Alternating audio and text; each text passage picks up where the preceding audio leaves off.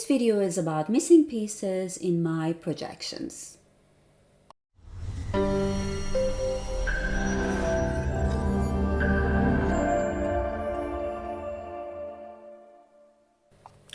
Okay, so in today's video, I want to talk to you about the things that I missed at some point in my career in one of the projects. I missed to include in my project models.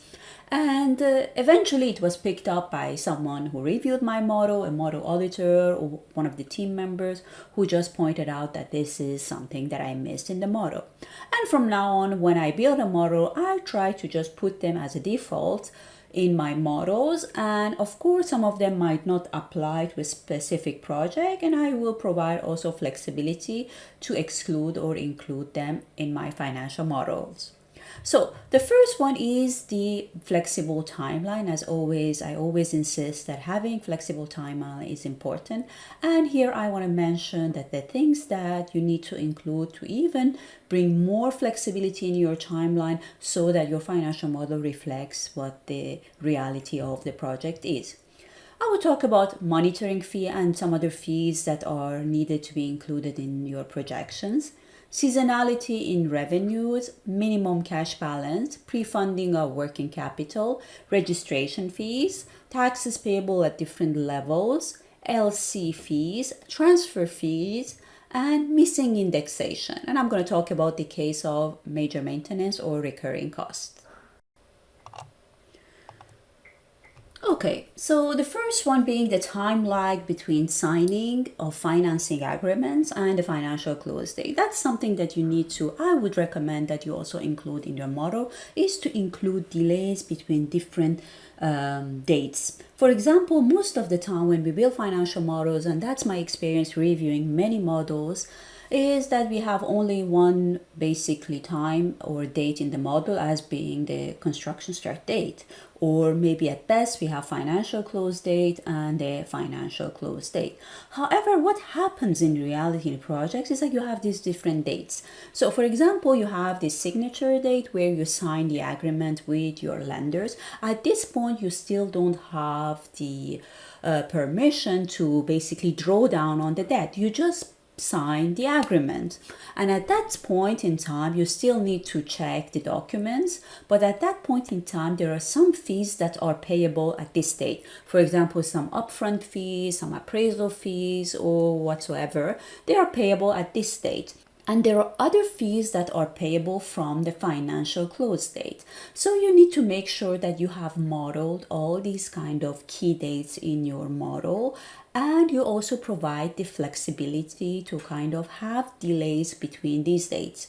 Another thing is that you need to also provide a delay between your financial close date and construction start date. This happened to me recently in my project that we reached financial close, and there were some problems with like some technical problems that the EPC couldn't really start the work on the project site. So the agreements were signed and you had to start paying the commitment fees and all that. However, you couldn't really start the construction and pay the main contractor, that is the EPC provider. So you need to have this, so I needed to build in this delay and make sure that there are some costs that are being paid, although I still didn't start my construction.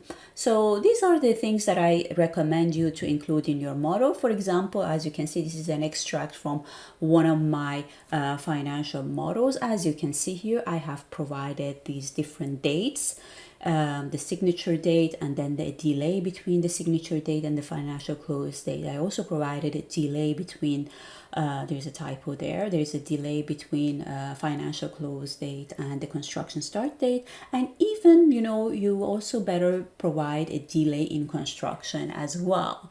Or sometimes you can call it also a delay in startup. Maybe there are some cases where you stop, you finish the construction. So your construction is done, the project is done, and it can be operational. And for some reason, you have like a kind of disagreement with the contractor, or so that you cannot start the operation for whatever reason. So you might also want to have this built into the model as a sensitivity case. Of course, in your base case, Nobody expects bad things to happen. However, in your sensitivity cases, you might want to consider, these kind of scenarios where there are delays in your construction, delay in startup, delay in financial close, and all these kind of delays. Okay, next thing is the financing fees.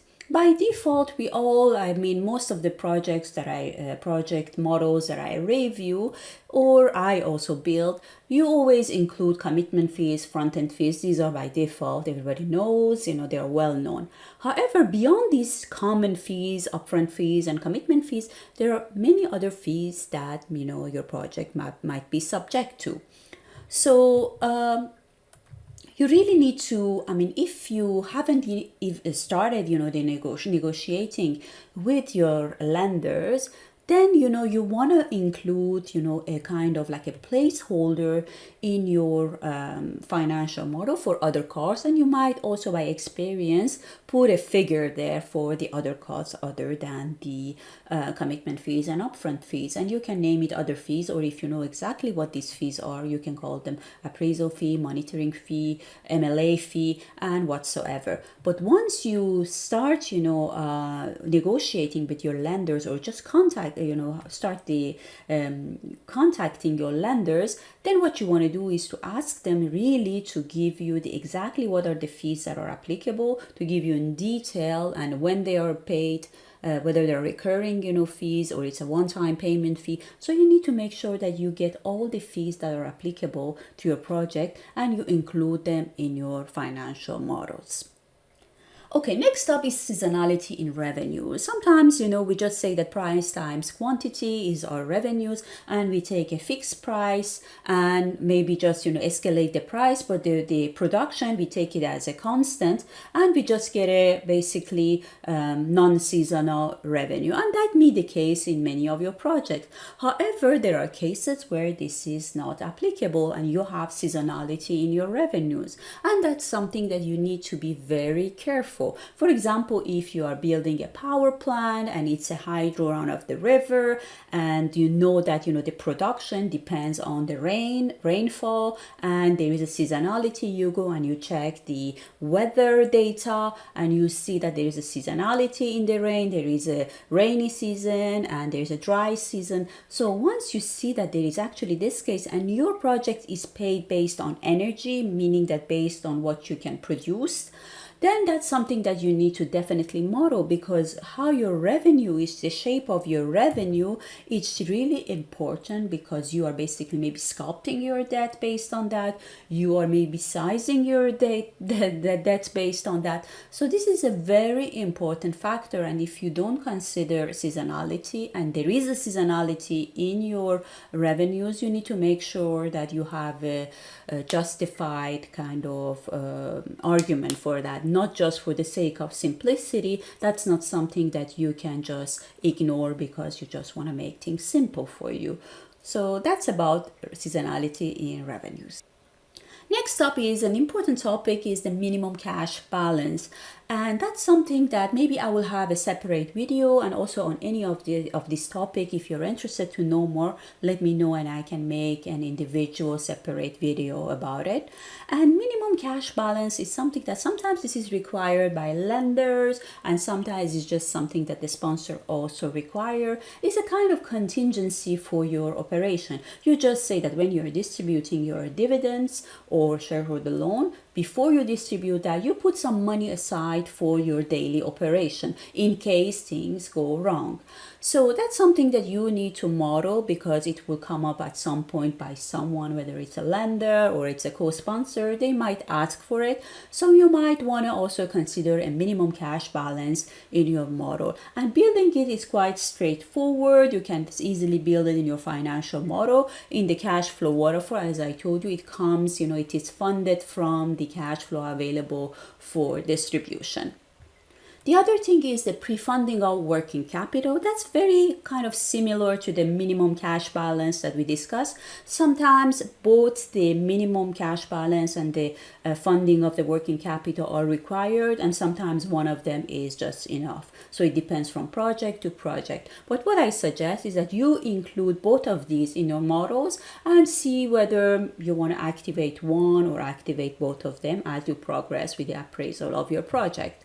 So the difference between this pre-funding of working capital or the working capital account as opposed to the minimum cash balance, it's not really a contingency. So you know exactly why you need the pre-funding of the working capital. The reason why you want this working capital account is that, you know, there is a mismatch between when you receive your revenues and when you have you pay your OPEXs. So you might send your invoices to your clients and you give them based on the contract 1 month, 2 months, 3 months to pay you back. So during those 3 months that you still didn't receive your money, especially in the first operating year that you still don't have any cash in your reserve account, you need to somehow pay, you know, for the expenses, and you still don't have any money in your cash account. So that's why you want to include, and sometimes lenders also require that you put this money aside for these time lag that you have between your receivables and payables.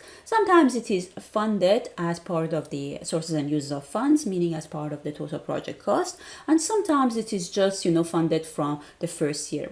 Usually, most of the time, it is part of the sources and uses of fund, at least in project finance transaction. And everything I mentioned here is always about project finance transactions.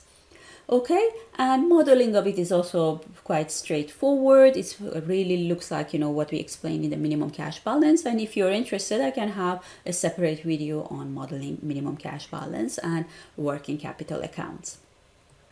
Registration fee. So that's something that is kind of new to me because I saw it in one of my projects that there is this cost item called registration fee in the total project cost, and it was quite, you know, significant. It was around 1 to 3% of the total project cost. And this is about the securities and registering of the documentation.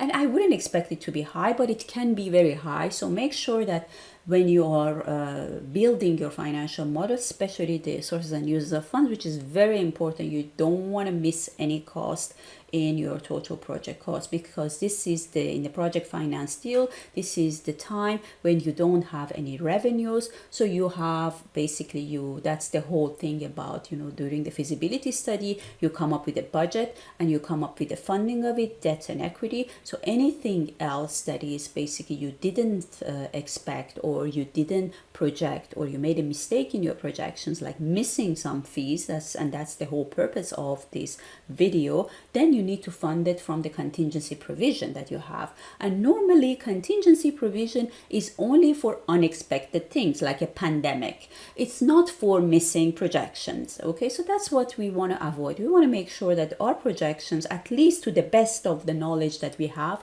covers all the costs. And if there are anything unexpected that happens, then that's something that is out of your control. But at least you need to kind of put together a good funding package. And registration fee, sometimes you might say, it's not really significant, so I'm not going to include it. But once you go into the details of it, it can be quite significant. So make sure that you do your due diligence and know if this is a cost that you need to include in your budget. Okay, taxes payable at different levels in your projects, during operation, during construction, you know, all that. Or even during development phase, if you are a developer, then these are the things that you really want to make sure that, you know, you include in your financial model, and there is nothing that you miss, you know, when you're making your projection. So when you're at the beginning stage and you still don't have any advisors involved to tell you exactly the taxes that your project is subject to, you can go online and you know, check for, you know, online there are many guidelines, country specific, telling you exactly the taxes, the exemptions and the tax rates, and you want to just model them based on these generic guidelines. But however, once you get into the specific of your project, you need to hire people, consultants who can, local consultants, international consultants, tax advisors, who will tell you exactly how to handle taxes. And you can even send them an extract of your financial model, the input sheet, and even the calculation of taxes, and ask them if you have included all the taxes. And that's something that you definitely don't want to miss, any taxes in your financial models and projections.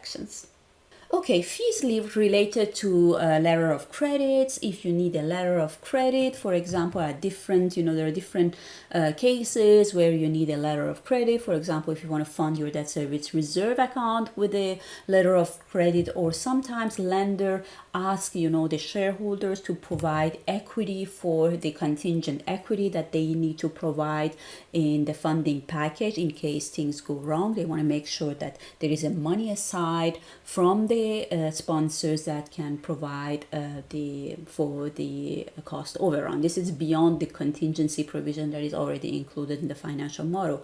So because the sponsors, they don't want to put the exact cash in a reserve account, they're going to just go with an LC, and there is a fee related to that LC. So that's something that you definitely need to model. And there are also different LC, because if the lenders accept to draw down on your equity and debt on pro rata basis, then that means that they want to make sure that the equity, the amount of equity, for example, this is mostly applicable when you have a long construction, like 3 years, 4 years for hydro, or maybe for a road project. You have like this long construction phase, and you want to make sure that the money is available from the shareholder to fund what is expected from them on pro rata basis with the lenders. And that's when you want to ask maybe for them to provide an LC if they don't want to put the money in cash, or they don't want to put all the money up front. And these are the things that you need to consider, and they can be considerable as well. Might be, the cost of LC might be around 1%, 2%, 3%. I don't know. It depends from project to project. But that's something that you definitely want to model. And you also need to provide flexibility, because some of these costs are, for example, the LC cost for the equity. I have seen cases where they are paid by the SPV at the project level. So it is included in the cash flow waterfall or in the project accounts. However, there are some cases that lenders say that no, this is an equity thing, so you just need to pay it from your holdco level. So it should not come from the SPV level, it should be paid at holdco level. So it will not come directly into your projections in the cash flow outflow items. It will come in the IRR calculation, in the return to shareholder calculation, because that's the cost that eventually they need to pay, whether it's at holdco level or as SPV level. You still need to include it in your model. It's just like where you put it in your model will differ. So that's something that you definitely want to consider as well.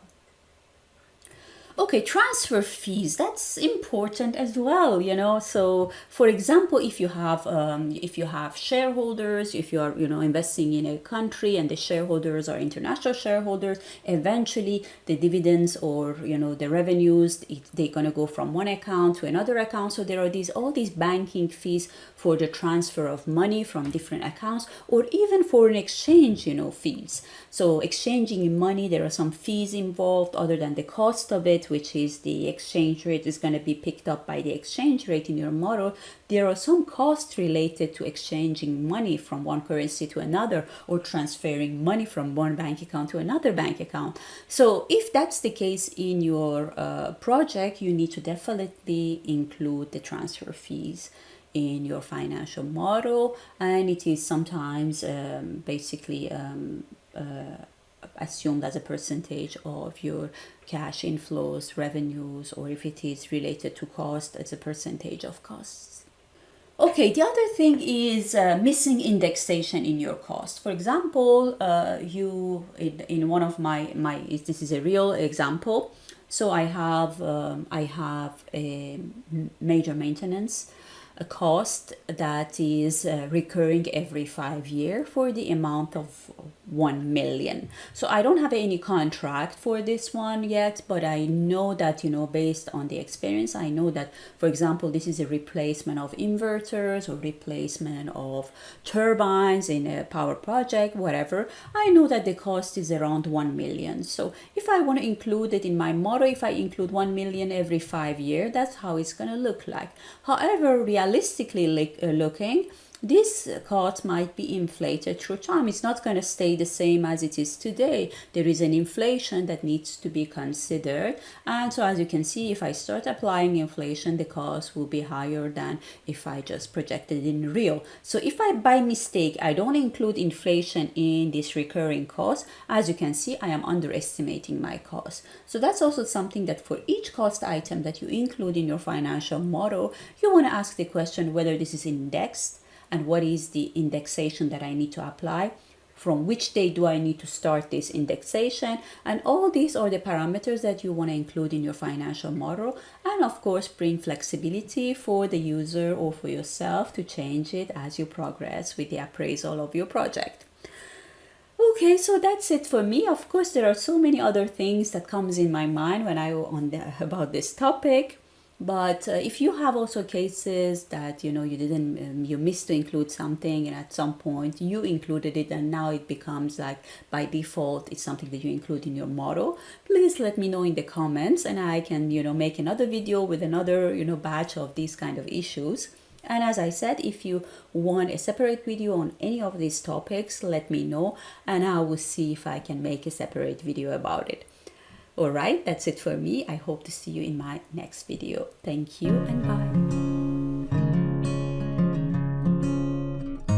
If you want to learn how to build better financial models, check out my online course on financial model spreadsheet design at courses.phoenixmode.com.